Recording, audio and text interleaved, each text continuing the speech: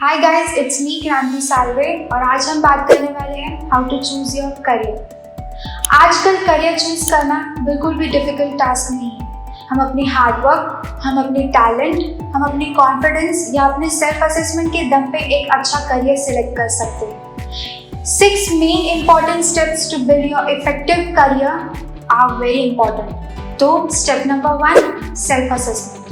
हम कोई भी करियर चूज करने से पहले किसी के दबाव में आकर अपना करियर चूज करते हैं, जैसे कि अपने पेरेंट्स, रिलेटिव्स या फिर अपना कॉम्पिटिटर को देख के हम उस फील्ड में जाने की कोशिश करते हैं जिसमें हमारा कोई मन ही नहीं लगता है। तो हमें ऐसा नहीं करना चाहिए।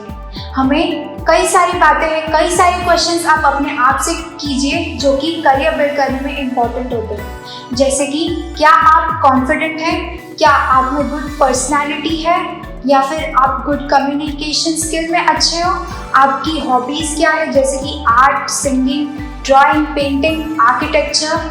आपको ये करियर क्यों चूज़ करना है? आपके फेम के लिए, आपको फेमस होना है, या फिर आपको कोई भी किसी भी फील्ड में जाने की ज़रूरत है?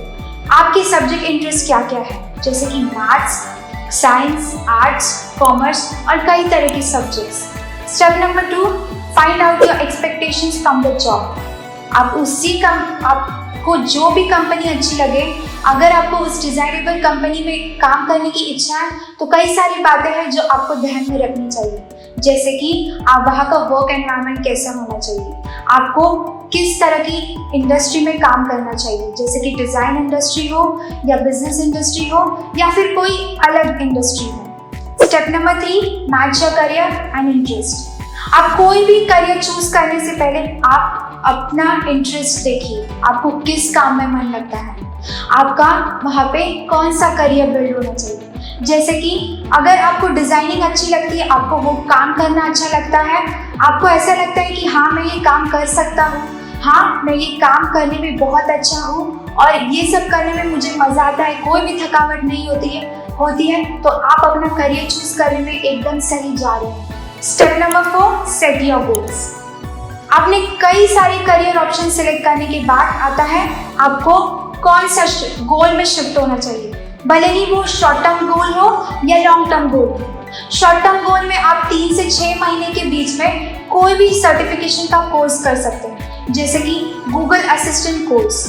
और लॉन्ग टर्म गोल में आप कोई भी किसी भी 3 से 5 साल का करियर ऑप्शन चूज कर सकते हैं, जैसे कि अगर आपको लीडरशिप में जाना है या फिर आपको पॉलिटिशियन में जाना है। ये और भी इसमें कई सारे ऑप्शंस इंक्लूड होते हैं शॉर्ट टर्म और लॉन्ग टर्म गोल्स सिलेक्ट करने में। Step number 5, do the comparing. इसके बाद आप ऐसे करियर ऑप्शन चूज करें जिसमें आप 2 से 3 बार अपना करियर ऑप्शन को देखें, उसे समझें, उसकी क्या रिक्वायरमेंट्स हैं, क्या स्किल्स हैं, उसके बारे में और रिसर्च करें और पता लगाइए कि उसका वर्क एनवायरनमेंट या जॉब सैलरी किस बेसिस पे है और कैसे हो सकता है। ये सारी चीज़ें अपना करियर बनाने के लिए बहुत ही important. Step 6, work on your skills. अब जब आपने अपना करियर डिसाइड कर ही लिया है तो आपको ये ध्यान रखना है कि आपको कौन सी अपनी फेवरेट कंपनी में काम करना है। अब फेवरेट कंपनी में काम करने से पहले आपको एक अच्छी ट्रेनिंग या फिर एक अच्छे एक्सपीरियंस की ज़रूरत है।